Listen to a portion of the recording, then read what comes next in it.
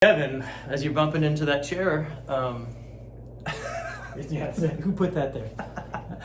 today we're going to talk about a particular counseling term. And a lot of times when we use a terminology from counseling or psychology, people are just like, okay, whatever, I don't know that one. But we'll break it down to you because this one is very important. Cognitive dissonance. What? Kevin, explain what that means in lay terms. I don't know that I know what you're talking about. You're a doctor, man.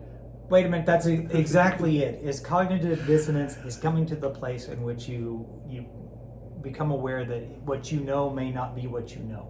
Mm-hmm. Yeah. It would, I'll put it to you this way. In your mind, you have these running narratives that are always going, always. And when you get information in and you take it in and that information doesn't fit in one of those narratives that you have, you can do two things. You can either change the information, manipulate the information so it fits one of those narratives that you have, or you can change the narrative in your head. And that's what cognitive dissonance is you have information that comes in that doesn't fit into one of the narratives in your head. So you have to do something with that. What do I do with that, right?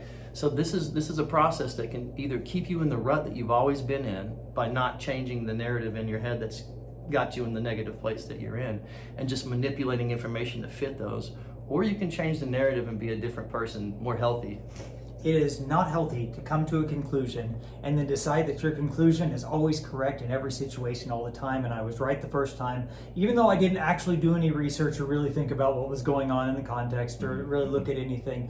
Wait a minute, those are like very childish things to do. So if I start looking at what I'm doing and I start asking the question, is what I'm doing working for what I say my actual goals are, then I would keep going. But if I start asking questions, is the way that I'm talking to my wife producing the kind of communication that I want to have?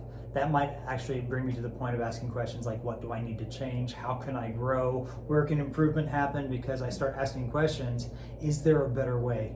Cognitive dissonance is asking questions, is it possible that my conclusion may not be the conclusion? Yeah, I think it's a good thing that happens to us. I think it's something that's beneficial, cognitive dissonance, because it holds us accountable in a way where we're not necessarily, we don't have to live the same way we've always lived. Cognitive dissonance is that opportunity for us to say, okay, hold on, maybe I can do this thing that I've always said I can't do. Maybe this person actually does like me, even though I don't believe anybody could possibly like me, right? We have these narratives that we live in and put us in these bad places, and cognitive dissonance is a gift. It's a gift to be able to look and have some insight and be like, okay, hold on now. Maybe it's not this way. Maybe I can actually have the life that I've always wanted. Maybe your conclusion is right, but do you know why it's right? Do you know that you own the conclusion, or did somebody hand it to you? I think that a certain level of cognitive dissonance as it pertains to your faith is healthy.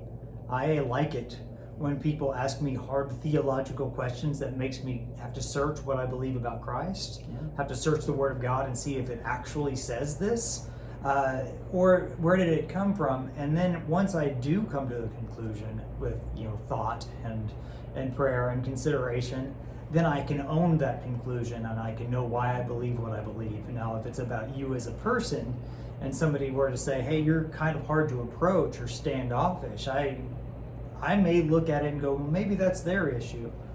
But sometimes maybe it's my issue. A little bit of dissonance can go a long way. Yeah, I'd say the key here is just to be honest with yourself. I mean, that's probably a prerequisite to having a good life, is to be able to be honest with yourself and really have some personal insight. And that's kind of where it starts. When you have cognitive dissonance and something doesn't fit a narrative, don't just change the information so that you can keep living the way you live. Think about it. Give yourself a chance to change. If you have issues with this... Wait, before you do that, I did counseling with a teenage guy once who told me something stupid. And really, a teenager? Go he told me something stupid, and I brought out the idea that what they were talking about was dangerous because, well, when we're teenage guys, we do lots of stupid, dangerous things. And his response to me was, now you're against me too. Now, I'm not going to tell you what would have happened had their plans worked out. I don't suppose they would ever recreate. But I was not against them. I was wanting them to know that there were potential consequences to the choices that they were making. creating dissonance is not a sign that someone's against you. It can be a very healthy, loving thing to do. Parents hopefully do it for their kids all the time. Sometimes kids create dissonance in parents unintentionally all the time, and it's not because they don't love you. Dissonance is a good thing.